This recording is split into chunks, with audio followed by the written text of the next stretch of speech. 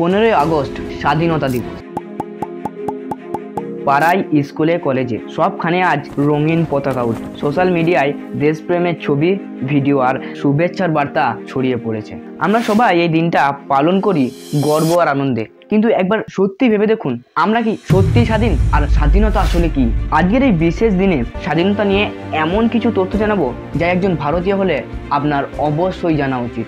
আসুন আমরা একসাথে সেই অজানা সত্যগুলো খুঁজে বের করি।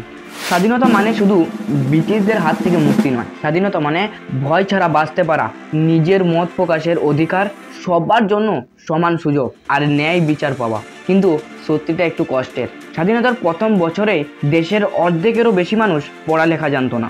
যদিও আমাদের দেশে আজ অনেক উন্নতি, ভালো পড়াশোনার সঠিক স্বাস্থ্য ব্যবস্থা আর বাঁচার মতো সুযোগ এখনও পৌঁছায়নি। এটা আমাদের দেশের এক কঠিন বাস্তবতা।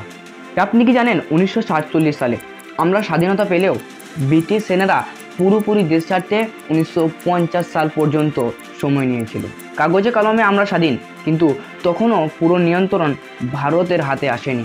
আরও অবাক লাগবে শুনলে, স্বাধীনতার প্রথম পতাকা উত্তোলন লাল কেল্লায় নয়, বরং 1943 সালে কলকাতায় আজাদিন বাহিনীর সৈনিকরা নেতাজি সুভাষচন্দ্র বসুর নেতৃত্বে তুলেছিল। এই ইতিহাস অনেকেই জানে না। স্বাধীনতার ঘোষণাটার সময়টা ছিল ভিন্ন। 15ই আগস্ট রাত 12টা। নেতারা বলেছিল এই মুহূর্তটা নাকি সবচেয়ে শুভ। তাহলে প্রশ্ন রয়ে যায়, আমরা কি সত্যি স্বাধীন?